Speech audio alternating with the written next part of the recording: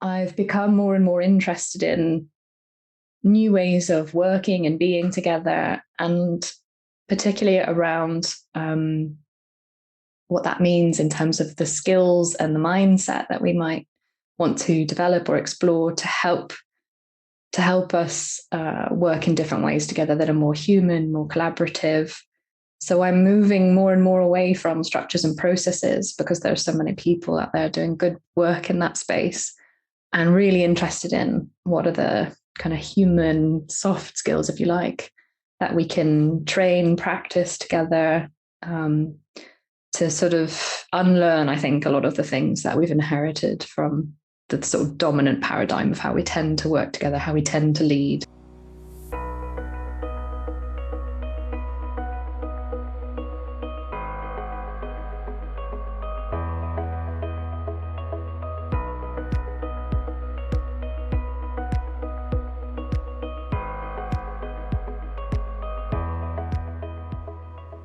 One of my reasons for asking to speak with you was I just wanted to get to know you a bit, because I'm in Barcelona too, well, nearby in El Masnou, and we've never actually crossed paths despite the fact we're working in a very similar field. So it feels good to connect a bit more. And I'm especially curious to just learn a bit about you today and about your background and where you're coming from, how you ended up here doing all of the great work that you're doing, and so on. Yeah. I off the top of my head, so you're a founder of Reimaginaire. Well, there's kind of a name under which you work. Mm-hmm. You recently authored the book along with Karin Tenelius, who I met some years ago now, Mooseheads on the Table. I have to answer my question about whether that was inspired by Crisp in Stockholm at some point in the conversation around Mooseheads. And I've got my elephants here. Oh, yeah. Today as well. I've got a herd of elephants here rather than just one moose. And also the Leadermorphosis podcast, which I drop in on from time to time and really enjoy what you're doing there as well. You're a trainer with Tuff Leadership. So I'm curious to know a bit about that today as well. And you're also collaborating with Greater Than in various ways, including with their academy. And something I came across this morning when I was checking you out, and I found out that you were recognized last year by Thinkers50 Radar, leading the way in turning self-managed teams from a good idea into reality, which is cool. Yeah. So did I miss anything? Like, what would be helpful for people to know about you who haven't met you?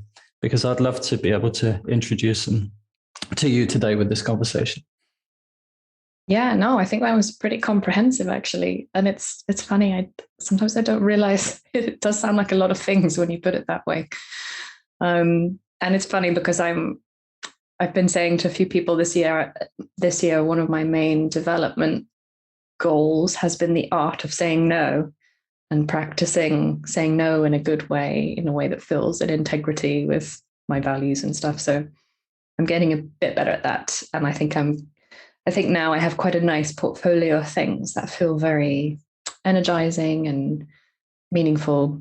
But I guess, like, if I maybe I could say like a red thread through all of those things, which kind of leads my work in general, which is that I've become more and more interested in new ways of working and being together, and particularly around what that means in terms of the skills and the mindset that we might want to develop or explore to help us work in different ways together that are more human, more collaborative. So I'm moving more and more away from structures and processes because there are so many people out there doing good work in that space, and really interested in what are the kind of human soft skills, if you like, that we can train, practice together to sort of unlearn, I think, a lot of the things that we've inherited from the sort of dominant paradigm of how we tend to work together, how we tend to lead. So that's sort of the connection between all of those things you described, I think. Yeah. Well, I wanted to ask you, first of all, a bit about your story. So, like, how did you first arrive into working with people around collaboration and organizations in general? whether that was an intentional journey or it kind of happened by chance. And I think you've already touched on it a bit then, but to understand a bit about your evolution over time in terms of perspective and focus. So I've not listened to many of your podcasts, but I've listened to enough across time to see what I think is an evolution in your thinking, even in recent times, doubtless based on your various experiences with organizations, and also I think probably some of the people you've been speaking with as well in those conversations. So I'd just like to kind of map out a little bit your journey, like entry point and evolution over time, some key landmarks that stand out for you in terms of your own learning, unlearning, and development in general. Yeah, where to start? I suppose I ended up doing this work by accident, really, because going back a ways, I originally studied drama, and after that, after being a kind of a failed actress, and having a bumpy time of trying to get into the arts, I decided to give up on that, and then had a period of working in different companies, really trying to find my thing and constantly bumping up against kind of bureaucracy and hierarchy and being a frustrated creative person, I think, that felt like I want to influence things and I want to shape things. And I was always interested in shaping the culture of the organization, although I didn't realize that at the time. And in some places it was welcomed, in other places it was not. And I ended up in a learning and development company in London about 10 years ago now. And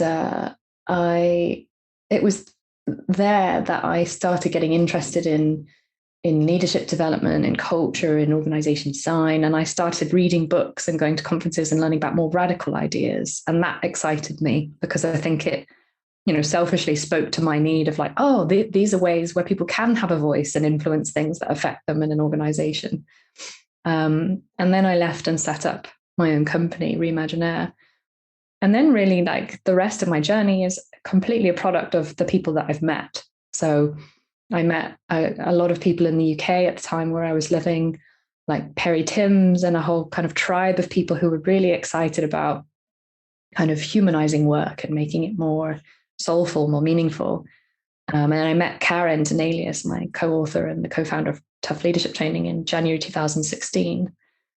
And then that sort of set me on this course, I think, of being interested in her approach and the Tuff approach, which was not at all about structures and processes, but really about having different kinds of dialogues, and particularly about people who were formerly managers or anyone who had sort of power, really structural power, sort of training in a mindset, a way of being, and a kind of set of core abilities and different kinds of conversations that really unleashed people's potential, motivation, development, and so on. And so she and I then cooked up this scheme to write the book. And in the process of writing the book, I sort of fell in love with Tuff and I became a Tuff trainer. And yeah, I think, as I said, I think I started out looking at structures and processes, and I had a narrative which was, hierarchy is bad. We just need to smash hierarchy and then everything will be great and everyone will be free and wonderful. And that got challenged a few times along the way, partly by Karin, and even before that by a colleague and friend of mine, Tom Nixon, who was an early sort of provocateur in my career, I think, that was challenging, when I had read Reinventing Organizations by Frederick Laloux and was really excited about that. And Tom was then saying, but there's this role that those founders and CEOs are playing, which is like a source, which is sort of a paradoxical role because it is a role that has authority and that role is important. And I was, my mind got scrambled a bit like, but what? I thought hierarchy was bad. And so I think now I'm at a place where I realize that hierarchy itself is neither good nor bad. It depends on how we use it. And leadership, I think, is really important. And a lot of organizations I work with that want to be self-managing or, more decentralized fall into this trap of thinking that anything that resembles hierarchy or leadership, is bad and must be suppressed. But that creates its own frustrations and problems and blocks in terms of innovation and development. And so I think it's another step again to sort of relook at, okay, if leadership isn't top down, and if leadership is sort of more dynamic and we want it to flow to where it's needed, then how do we allow it to sort of flourish? And that's a completely different paradigm, I guess. So I really appreciate people like Tom and Karin who've challenged me along the way, and really, you notice that feeling in your body where you think, oh, that challenges something that I held quite firmly and was pretty convinced that was the truth. And now this other thing is contradicting that. And I like to sit with that feeling and go and investigate a bit more, like, oh, what's that about? Could I change my mind? Is there something in that?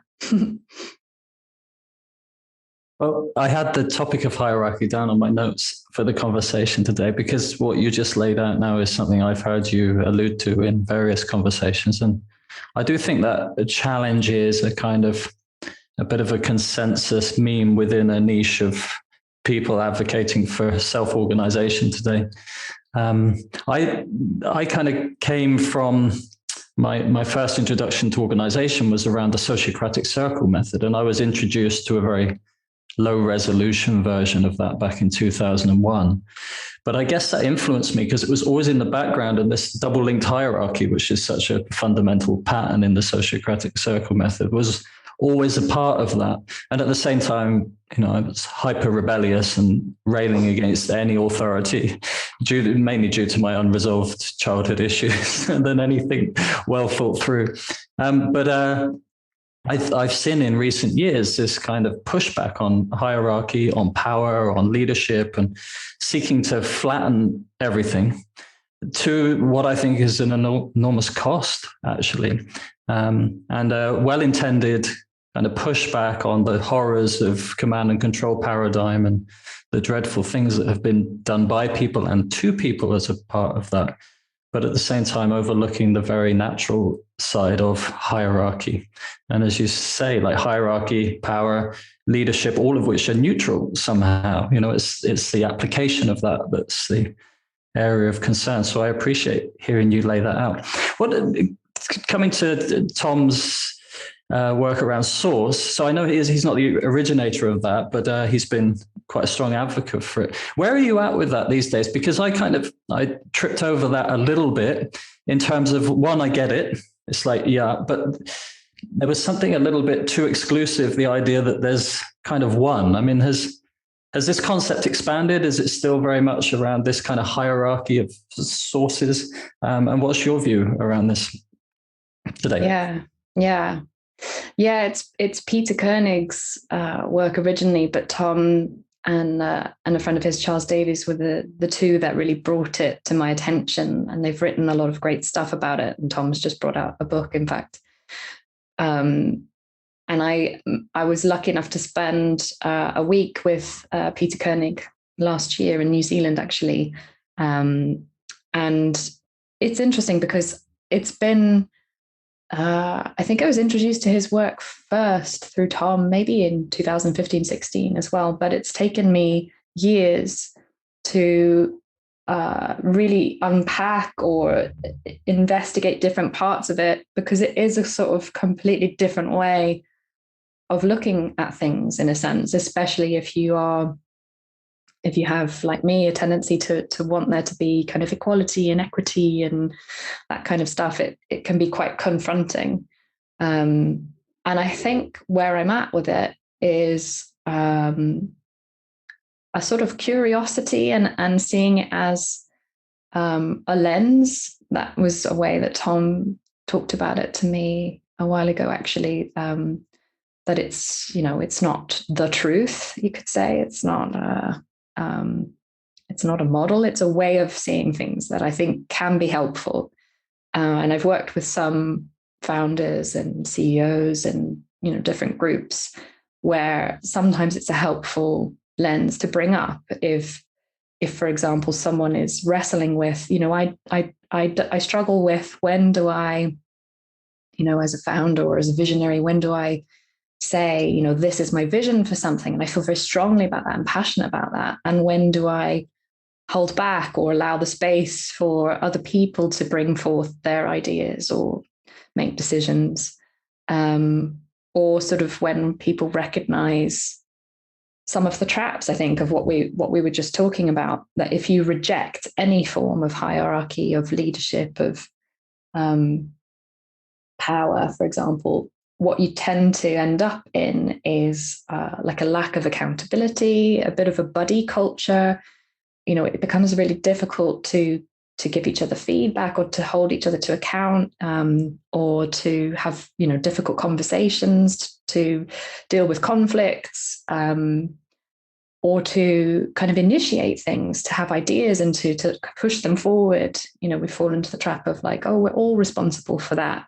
And then it sort of doesn't get done. It's sort of what Tom calls creative entropy. It just sort of fizzles out.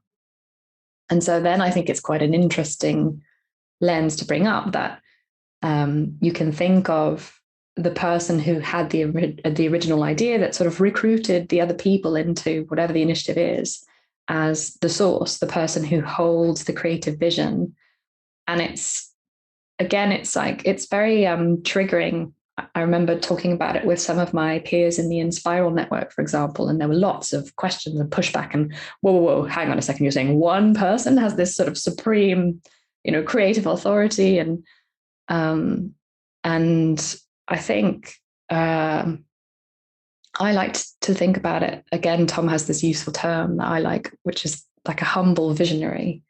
So it is this sort of paradox, is both and, that I think is useful sometimes to think about when I'm the source of something. And there can be sources within an organization or a community that are sourcing different things, little mini initiatives or projects. And it can be helpful to distinguish, to sort of have it up on the table that, oh, I'm the one who's sourcing this. It's my idea. And if you want to help me, that's great. But I have, a sense of what I think it might be, and I will listen sometimes and ask questions and ask you things to help me get clear. And I'm not going to make sort of dictatorial decisions, but I might sort of stand for that. I have a particular way or a particular vision for how something might turn out. And if we can be transparent about that, then it's not coercion. It's not sort of, power over. It is people willingly saying, I think about this now, if someone kind of recruits me, in quotation marks, onto a project or something, it helps me to know, like, oh, they're the source. So yes, I have my own authority, my own agency, but I will check in with them about things, and that feels right and good.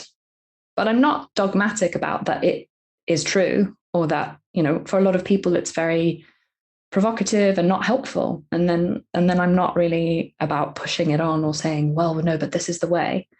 And as for whether it has to be one person, Peter and Tom would say, yes, it can only be one person. One person is receiving the information, if you like.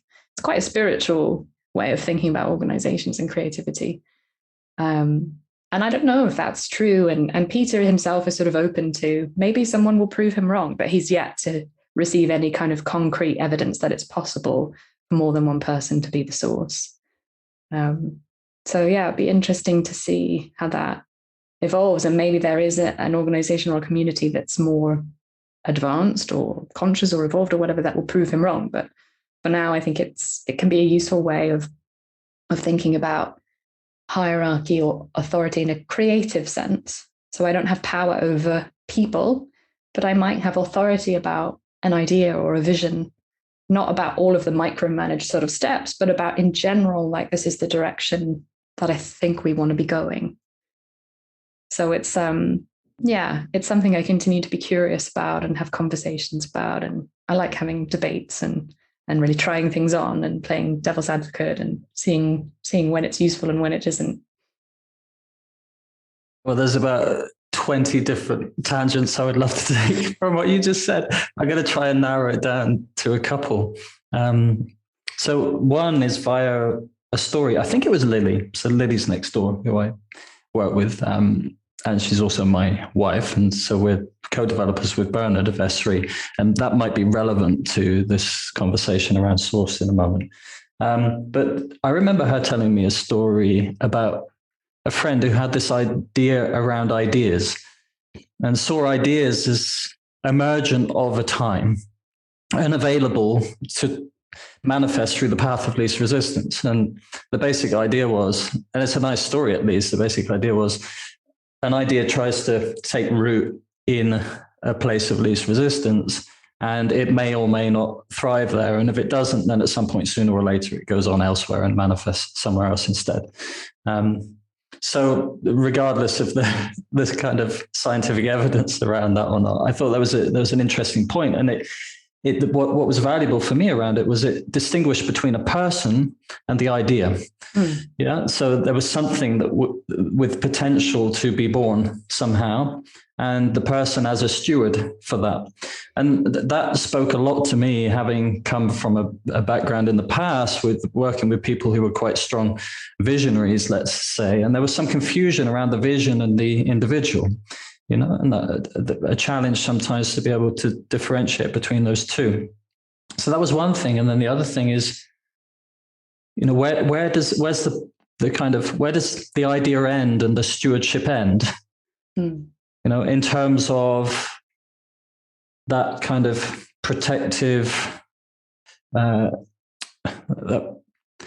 field that's needed to preserve the integrity of that idea. And at which point is it up for grabs in terms of how that manifests? And I think that's relevant in terms of organizations around, founders who found an organization on the one hand, like try to micromanage the whole thing forever and the whole thing's really tight. And on the other are conflicted because of their assumptions around the inhumaneness of such an approach. And instead, like, invite all and sundry to come and collaborate, and then nothing much happens at all. Or if it does, it's a mess and it doesn't really resemble the original idea. So there seems to be this spectrum, and somewhere there's the middle ground. And that question of to what degree, what's non-negotiable? If I'm somebody inspired to respond to a situation in the world somehow and invite others to collaborate around that, where's the line in terms of what I can argue should remain preserved somehow, at least in the absence of a good reason to change it? And where's the kind of free for all, where people are able to jump in and influence and bring themselves and their own creativity and ideas? And I think that question exists not just at the source of an organization itself, but also down through any kind of distribution of power to influence and create through the system as well. So backing up then, because you've got quite some experience working with organizations, with startups, with existing organizations in some kind of transformation as well. Do you have any insights or reflections on this? One, the kind of predicament, that people face, their own kind of conflict around a more kind of hierarchical approach versus a more kind of participatory and distributed approach, and the necessity of defining those lines and or paying the price at some point from those things having been unclear. I just wonder if you could speak something to your experiences around that. Yeah, I have so many examples and stories that come to mind. But I think, I guess one way to look at it is like kind of a polarity. So a lot of founders or CEOs or people who kind of start up these organizations or communities, it's almost like a pendulum and can swing from one extreme to the other. So if you think of a polarity of like, on the one end is like abdicating, and on the other end is like, I don't know, directing or something, being directive. Or even you could say, like, if I exaggerate, like dictator, abdicator, or something like that. And I think often what tends to happen is when people are interested in in changing how they're organized, in becoming more self-managing or decentralized or teal or whatever it is they're interested in. I've often heard people say that they step back too far, too much, for example. So they feel like, okay, we're going to be self-managed now, so I need to completely step back. I'm not going to decide anything. I'm not going to have a strong opinion about anything. And several people have told me on the podcast or organizations I've worked with that if you do that too soon, too quickly, too soon, too much, it creates this sort of vacuum or this, gap, and people feel a bit lost and they don't know what they're stepping into, because the previous thing has been sort of pulled out from underneath them in a way. So I think what I'm learning as well is that, and I guess this is nothing new because it's been written about a lot, maybe in the guise of like group development and stuff like that, but that it seems like there's more strong leadership needed in the beginning in terms of, continually talking about what it is that I want us to move towards, for example. And here I think Frederick Laloux has some nice examples for how to talk about that, because I think another trap is to say, I want us to be self-managed, or I want us to be teal, and to focus on that as the thing, rather than, what I'm really longing for is that, people bring more of themselves and their creativity to work and, have a say in what's going on, or, that we're even more aligned with our purpose and values, and what I'm no longer okay with is this and this. That's more inspiring than let's become a concept. But I think I think the journey of a source, if we continue to use that lens, is in the beginning you'll be involved in lots of different initiatives, I think. And the idea, I think, is to try and hand over as many of those as possible, because I think a good source is someone who creates the conditions for other people to tap into their sourcedom, or whatever you want to call it.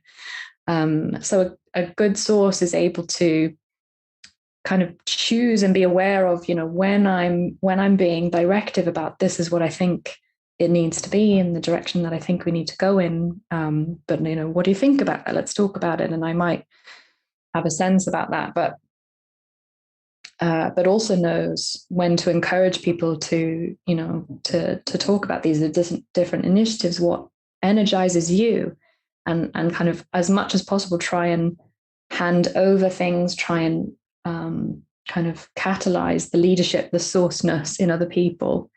And then I think you end up with something like Buurtzorg, for example. I think Jos de Blok is a good example of someone who, whenever you see him talk, he's not interested in being like a guru or this inspiring person that, what he's created, I think, is quite a mature self-managing organization now that I think if he left, it would be strong enough for the culture to hold, because he's created, like, having spoken to some of the nurses there, he's created such a strong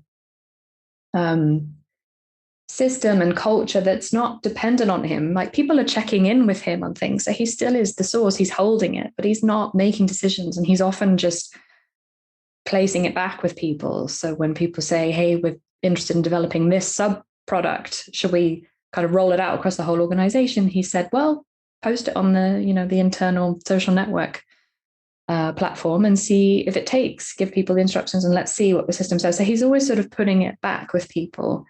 And I think that's a good example of, in the beginning, he perhaps had to hold it more tightly and sort of be much more hands-on with how these teams of nurses would work and what that looked like and how the coaches supported them. But now I think it's stable enough, mature enough that he doesn't need to do that anymore. And there are lots of sources within the organization, I think. So that's my stream of consciousness. I was also thinking as you're talking that maybe the difference is, when we get too attached to the visionary instead of the thing that they're creating or the thing that they're trying to invite people to create. It's sort of the difference between a visionary and a cult leader, maybe. Because I'm listening to this podcast at the moment, Crypto Queen, and that's sort of about, I think the danger of like idolizing the leader too much, and often, in those cases, those leaders they're not humble, they're not self-aware, they are really quite happy to idolize themselves in a way. So maybe that's the difference. But anyway, that was just something that occurred to me as well. Yeah, well, I read Dave Snowden warning against cultish behavior recently as well. I'd like to come back to vision, but to go via your example with Buurtzorg. So Jos is, I think, a great example of what I would call a facilitative leader. So I remember I've met him personally, I think 3 times now, and always enjoyed the conversation. And the first time he was explaining to me, anytime somebody came to ask for help, he would ask them what they needed to be able to help themselves, and that's how he helped people.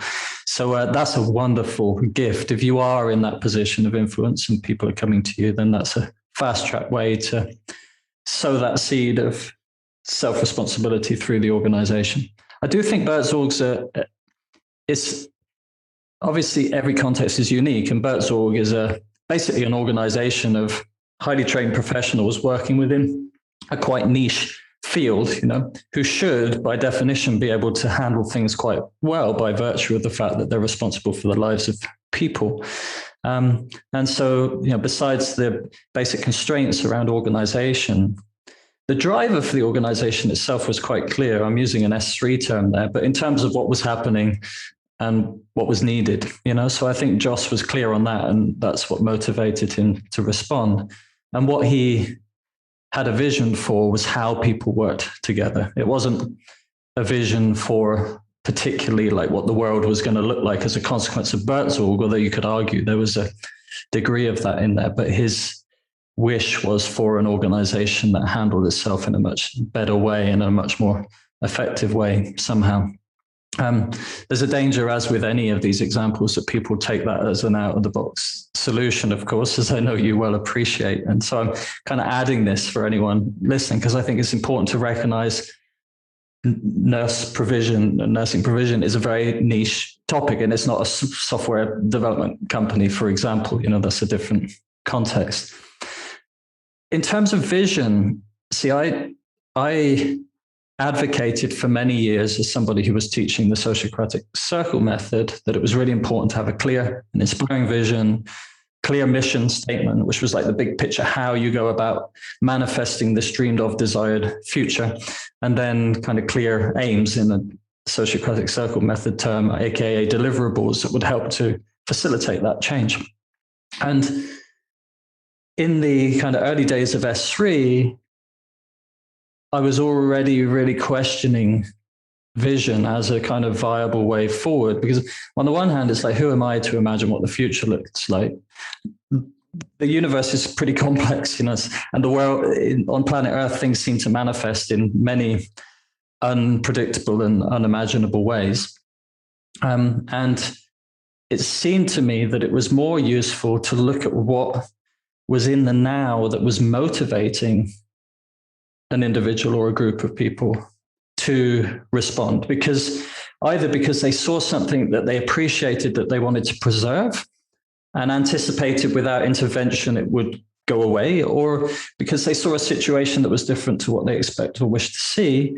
And whilst they might have ideas about what a preferred future would look like, the main point was they wanted to take time, energy, and resources and synergize those to facilitate some kind of change that they thought would be meaningful to them in some way. And for me, that's like the birthplace of, or the catalyst for any organization, is that perception of somebody seeing something different to what they expect or wish, and imagining that their effort somehow could facilitate some kind of change that they would value and appreciate, and that they imagine other people would as well. So I'm kind of, these days, I'm a bit reluctant on the term vision in general. At best, I see it a visionary. If somebody's a visionary, then if we talk about what's happening right now, what's happening is somebody has a vision and it looks like this, and it might be relevant because of X or Y. But then the question of how we go about interacting with that, is the answer to what's needed. But there's a danger if we focus, well, from my perspective, there's a big danger if we focus on trying to realize the future we dream of or imagine should be, we can get very distracted from the situation that's motivating us to act to begin with, to the point where we might even spend our whole lives trying to manifest something that, if I could put it like this, the world never really wanted to be. Yeah. So you've used the term vision a few times. I know that's in the spirit of Source, and but where are you in terms of vision, visionaries, organizations, like work or groups of people working towards realizing visions, versus maybe a more kind of pragmatic, concrete, what's going down, where are we, what's important, and how do we interact with this in a meaningful way? Yeah, it's a great question. I think I've never really been motivated by visions. Like, I think I've never done it for my own business, for example, or particularly for myself. I've had like a sort of a hunch sometimes. And I think I'm maybe with you. I think I like to think about it as not like a grand mission statement and then a set of cascading goals or OKRs or whatever. And that might just be me because it's not motivating to me. But I like thinking of it as a person tapping into having a conversation and listening for what's the potential of a particular group of people that have some loose alignment in terms of what's, like you said, what's motivating to them right now, what's inspiring to them right now. And I think that's, if I use an example, I think that's what Tuff Leadership training has done over the years. I think in the beginning, Karin had a sort of a loose vision, which was, let's take these ideas that I've kind of experimented with in organizations without managers and teach them to managers in traditional organizations that set up a training company. And she recruited some of her fellow coaches and the co-founder, and they set it up. And they, in the early years, they tried different things. And some people said, well, why don't we also do relationship coaching, like couples counseling, or why don't we also do this? And I think she had a strong idea that, I think they tried some things, but she also pushed back against some ideas of like, no, I feel quite strongly that it's in the realm of creating human workplaces. I think that's where we can really contribute. And they had a really tough like first 10 years where a lot of times they felt like, oh, we're not really making much profit here. This is really tough. Like, we're too early with these ideas. And nowadays, I think Tuff is more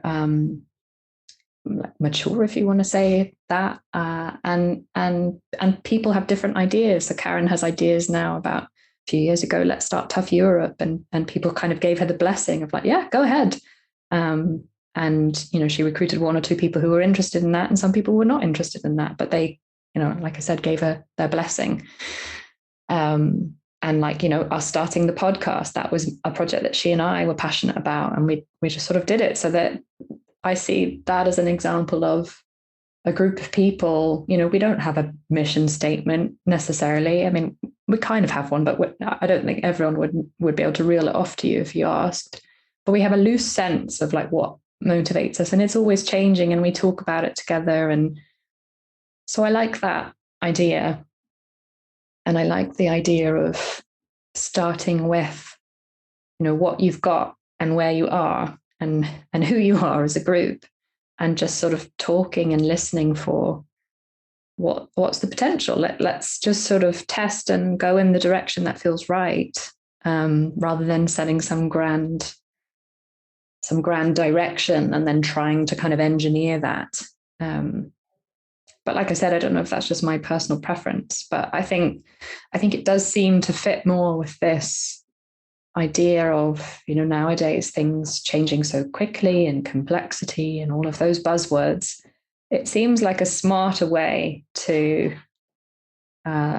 just start, start something, try things, and tap into the energy and the motivation and the talents of that particular group of people, and it will look very different in different groups of people, rather than trying to force something or sort of design something. Yeah, well, and you have an approximate direction, right? It's, yeah.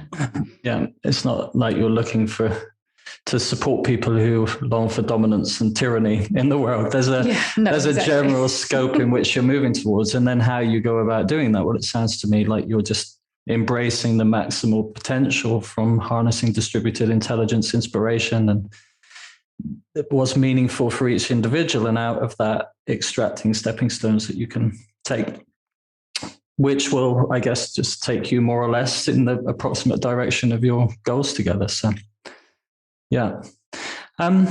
Okay. You mentioned about radical ideas, in the early days, and you said at the start of the call that more recently you've been moving away more and more from processes and structures towards, well, I'm paraphrasing here, but relationship, communication, and so on. Could you share a bit about the kind of insights behind that, and more specifically, the kind of interventions that you're facilitating today around this that are proving valuable for people in organizations that are aspiring towards that general trajectory of making the very best they can out of the energy, time, and resources that people have available in organizations? Yeah, I think a couple of points that have led me to that place, I guess. One of which was, again, in around 2016, I think I was part of a small team that adopted holacracy.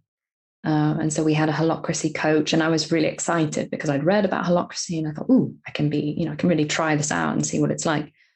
And I found it really challenging. I found it really, for me, it felt really constraining. And also I felt like I got an insight that, even if you use this structure, it doesn't take care of people being kind of dominant or, dictators or toxic leaders. Actually, you could have quite happily a toxic culture, I think, and run holacracy quite well. At least that was my sort of theory at the time, and it's evolved quite a lot since then. And I've had conversations with Brian Robertson, and he would say it's not designed to take care of the sort of human stuff.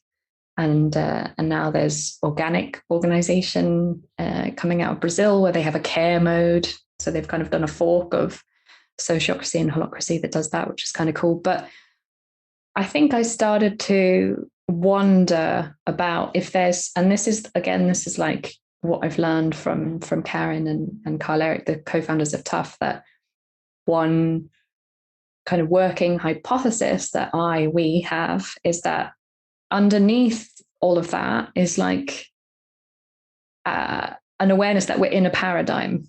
And I and we talk about this as like summarizing it, simplifying it as like a parent-child paradigm, a way of relating to each other in workplaces in particular. That's kind of parent-child, especially if you're traditionally structured. But even if you aren't, even self-managing companies, you still have people who have experience or expertise or whatever, and you see this dynamic even so.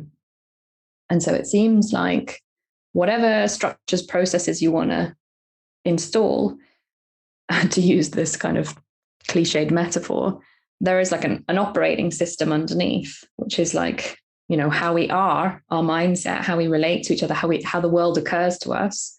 And if we don't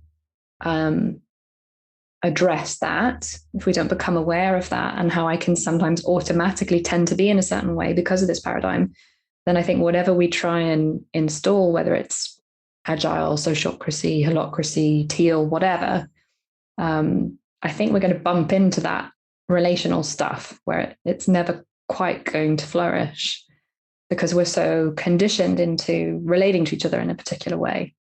And so what I've been doing in the last few years, running tough leadership training courses, for example, and other workshops and trainings, is to try and distinguish, how can we first of all become aware of that because of where we are, this dominant work paradigm that kind of colors how we're being, and once we have that awareness, we can start to make choices and develop and practice some of the core conversations that I think are useful to have, especially in these kind of new next stage sort of organizations, like, how to have relationship conversations when there's something going on between a colleague and I. How do we talk about that in a way that's sort of adult to adult, if you like? Or when we have a conflict, how can we talk about that together instead of pretending it's not there or burying it or relying on HR or a manager or someone else to fix it?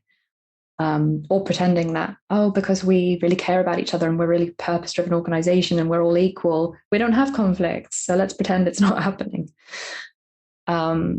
So yeah, I'm working with people in organizations to start to practice those conversations and also the abilities that help to have those, which is like, and again, this is nothing revolutionary, but it's still something that we don't learn in school and university and workplaces, like really listening to each other, listening under the surface, you could say, or coaching, asking coaching questions, or feedback that isn't correcting or fixing or giving a solution to someone, but is empowering and an adult to adult.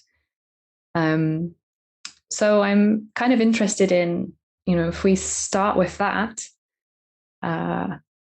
then what becomes possible? I think then we can have completely different conversations. And from that, we can create whatever structures, processes suit us, but we're doing it from a place of greater awareness, hopefully, and consciousness, and with an ability to sort of choose and catch ourselves even when we have these new structures.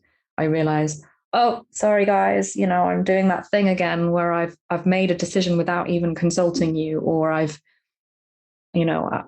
said something and I think you've interpreted it as me saying that's the answer instead of that's just my opinion, or that's my contribution as a team member, or whatever.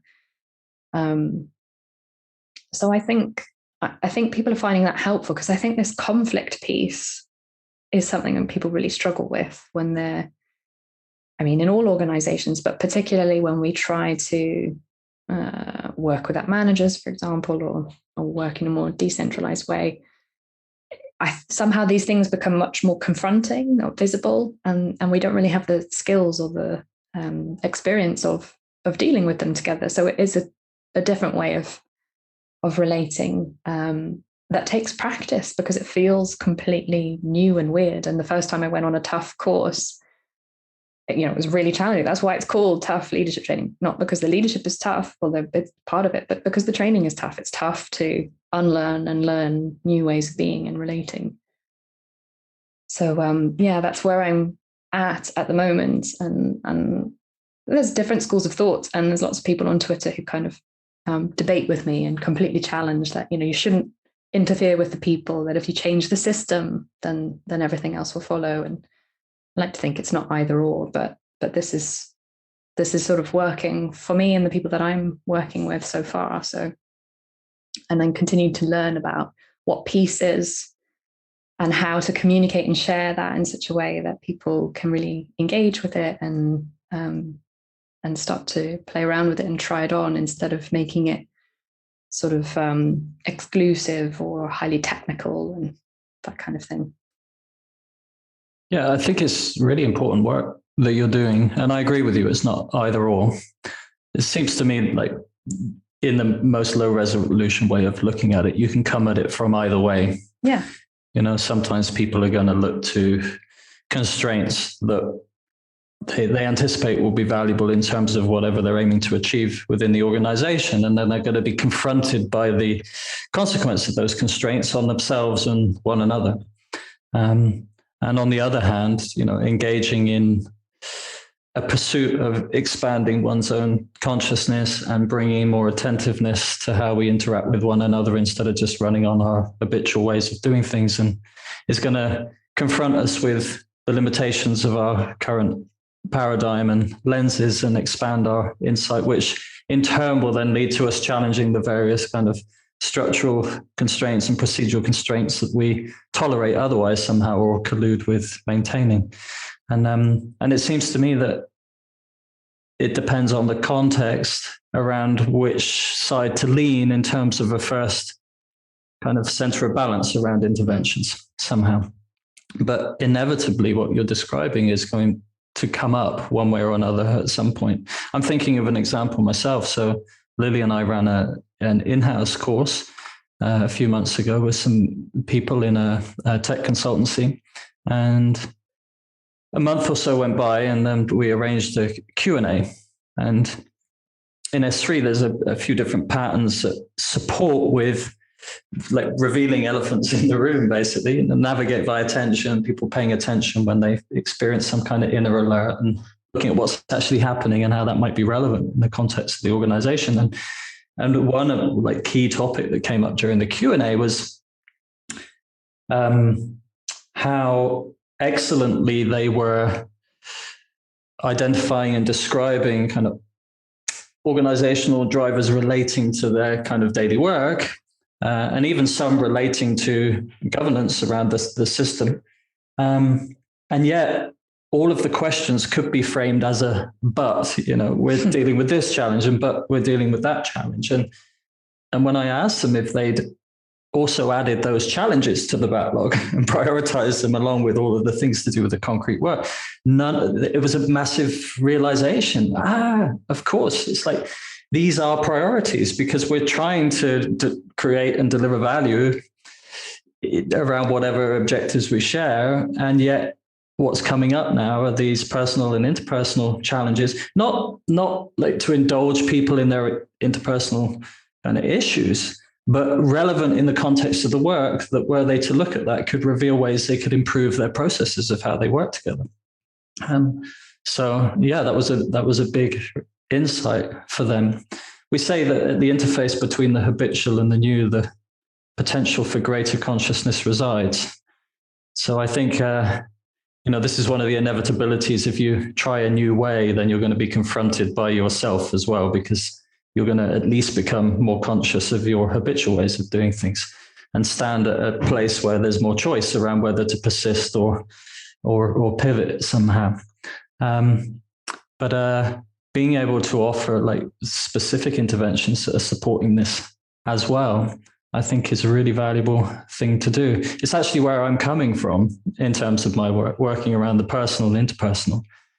And I more and more saw the need for constraints in terms of processes and guidelines that would actually help people to be effective in organization together and clear up a lot of the mess around interpersonal dynamics and kind of reveal whatever was left on the personal and interpersonal side.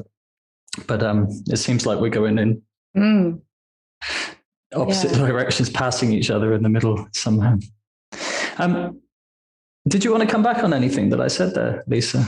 Yeah, I was just thinking, it sounds like we're really aligned there. And I was just remembering when I first started digging into Tuff's approach, and I think it was early on when Karin and I were writing the book and I went to visit her in Stockholm.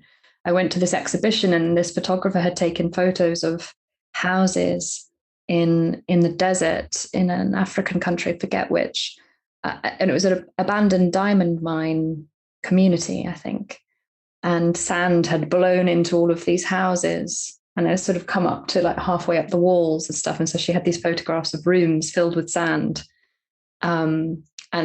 And because I was learning about this stuff, what you were just talking about, these sort of interpersonal, personal tensions, if you like, that are in the way for us to do the work and to be effective. And I thought of these houses, and it's like trying to go from one room to another when it's filled with sand and not doing anything about the sand, Exactly. That we're sort of trained to be blind to these things. I think we don't see them until someone like you, in that example, notices, points out like, have you noticed this? And then it's like, oh, that's been there the whole time, but we haven't talked about it. We haven't seen it. And then once you reveal it, then you start to pay attention and you start to recognize the signs and be able to talk about it, because what's unsaid cannot be transformed. So I think that skill of what, whatever way you do it, and I think there's many different ways, and it's really cool to hear about how you're doing it in S3. It's just about noticing and then talking about it. Now the cat's out of the bag. What are we going to do about the cat? Let's talk about it. Exactly. Or the moose head is on the table. Or the moose head on the table, yes. Yeah. So was that inspired by CRISP originally, or is this a more broad kind of Swedish cultural thing around the moose? Yeah, it's a more broad Swedish cultural thing. Yeah. So Karin's she's been using that term since like the early 90s, I think. And she explains it as, in Sweden, they didn't have this phrase at the time, elephant in the room. So it was the Swedish equivalent. Mm-hmm. So she didn't invent the term, but she kind of gave it some color, which is like, it's quite gory, actually, the idea that if we're in a meeting, that there are always these moose heads on the table that are kind of rotting and bloody, and flies are buzzing around them, and they're smelly, and we're trying to talk about the project, the budget, whatever, and no one is talking about this rotting moose head on the table, but it's there and it's in the way for us to. And that, all of the taboos, the dynamics, the lack of trust, that decision that was made 2 years ago that we've never really forgiven the management team for, or, whatever it is. And that there's great power if we can talk about those things and carry out those moose heads. We sort of, clean it up in a way. Yeah. Yeah. Well, that's part of the reason I've got a herd of elephants. Yeah. I love coming it. up behind me right now. Yeah. So look, we scheduled an hour, and maybe it's a good idea to keep the call within that kind of time. But I did want to ask you, as a way to wrap up, I've got like a whole list of questions. I could just keep talking with you for hours, actually. But I would be curious, if we were to narrow down from the wealth of all your experience that you have working with organizations over the years, and all the other people with numerous experience as well, if there were one or two words of wisdom that you would enjoy to share for anybody who finds themselves currently in a paradigm that is unsatisfactory for them, limiting for them, and they believe in their minds and hearts that some kind of change towards a more effective way of working and organizing together would be a good idea. What are a couple of kind of words of wisdom? It's not advice so much, but just what pops spontaneously for you that you think would be worth people having in mind, just having in their pocket as they move forward to consider how to intervene in some way to change a situation like that? The thing that's popping into my head, and maybe it's, looking at your elephants behind you, is to talk about the things that are most difficult to talk about. And that doesn't mean you have to know the answers. It doesn't mean it's going to be easy. It's probably going to be difficult. But I think if you can do that with the intention of listening for what's needed. So I guess it's two things: talk about things that are most difficult to talk about, and then listen for what's needed in order to transform what needs to be transformed, which sounds a bit vague and abstract, but I think that applies to lots of different things. That I think if you do that, like the example you gave, you talked about the things that are most difficult to talk about. Someone might say, well, what about all of these things that the buts, all the things that are in the way of these things we're trying to do? Should we talk about those? And I don't know what the answer is, but let's talk about it and see if we can get a shared picture of what those things are, at least. Like, let's name them, let's label them. And then let's talk about, is there something we can do about that? Can we test something, run an experiment? Can we create an agreement? Can we, what's needed, an apology, an explanation, but start to talk about it first and then listen.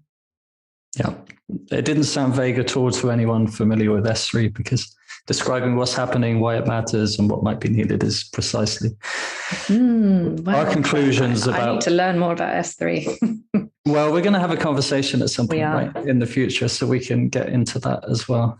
Yeah. Okay. Where can people find you, Lisa? If they want to get in touch, what's the best way? I guess the easiest way is maybe through my website, reimagineair.com, because that points to my podcast, Leadermorphosis, and the website for that's just leadermorphosis.co. And me on Twitter at Disrupt and Learn, and Tuff Leadership Training and Greater Than. All of the links are there. So that's probably the best place, the kind of portal into all of the different things I'm involved in. Great. Okay. Well, I want to thank you very much for taking time out of your day to meet with me. Thank you. I enjoyed a lot. It feels like the beginning of something rather than the end. Yeah. And I wish you enjoy a great rest of the day. Yeah. Thank you. You too. Yeah. Cheers, Lisa.